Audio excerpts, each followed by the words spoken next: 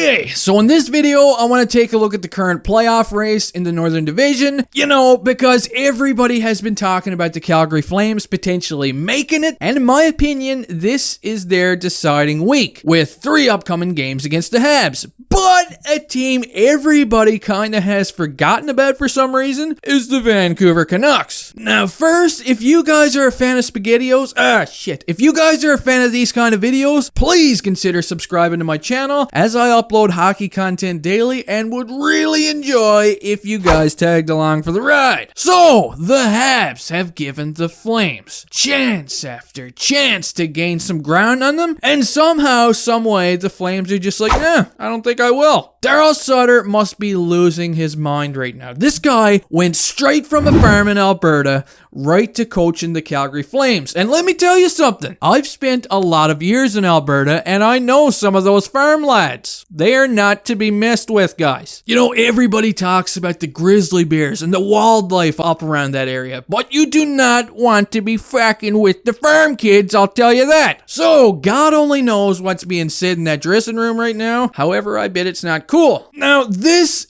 is the big week for the Flames, okay? Let's bring up the standings here. You see, the Flames have 3 massive games coming up against the Habs, right in a row, starting on Friday. If they can win 3 of these games, and the Habs lose their game tonight against the Oilers, that would tie the Calgary Flames for the final playoff position in the Northern Division. So yeah, pretty huge game here, guys. I'm talking like Jets Stanley huge. But you see, there's been a problem the past couple of weeks because everybody has forgotten about a little someone else that's, you know, just showing up to the party. And let me put it to you this way, guys. The Habs right now, they're driving on the highway, right? They're cruising along in their little playoff position in their little Flintstone mobile. And you know, they're hearing a lot of noise behind them. Quickly, Fred Flintstone, or Mark Bergevin, whatever you want to call him, he looks in his rearview mirror and he sees Daryl Sutter and the Flames coming behind them in a Cavalier. Now, this Cavalier is falling apart, guys. It's had a blowout a few times, but it's still there and it's coming. But further behind, that's where all the noise is coming from, you see? As the Vancouver Canucks have seemed to have stolen a Lamborghini or some shit, and they're on frickin' cruise control right now.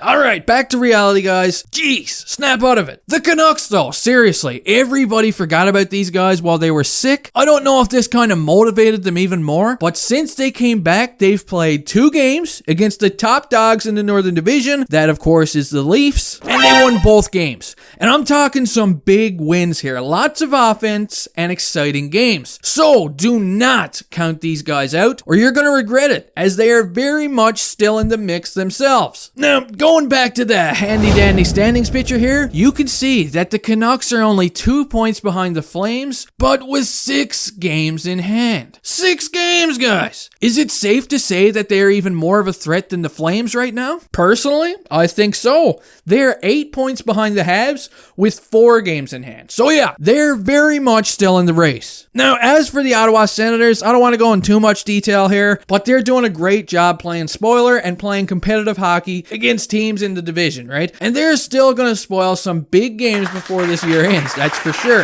Now, while the Habs obviously have the best chance of making it here, they definitely ain't making it any easier on themselves, as they continue to spiral out of control, losing games and failing to string together consecutive wins at this point. It's getting pretty frustrating, but shizzle. As for the top of the Northern Division, the Leafs are still 4 points ahead of the Jets for first place in the division right now. But the Leafs, they've been struggling lately too. They just lost their spark plug in Zach Hyman. Nobody seems to know how long this injury is going to keep him out, but that's a scary loss for the Leafs. As in my opinion, this is their most underrated player on the team. He is dynamite in amongst the boards, and they're going to miss him. Now, can the Jets and the Oilers potentially catch up to the Leafs? I still think it's possible, but we're just going to have to wait and see, guys. Patience, everybody. Anyway, guys, that does it for this quick little standings update. I hope you guys enjoyed. Please leave your thoughts in the comment section below, and I'll see you next time.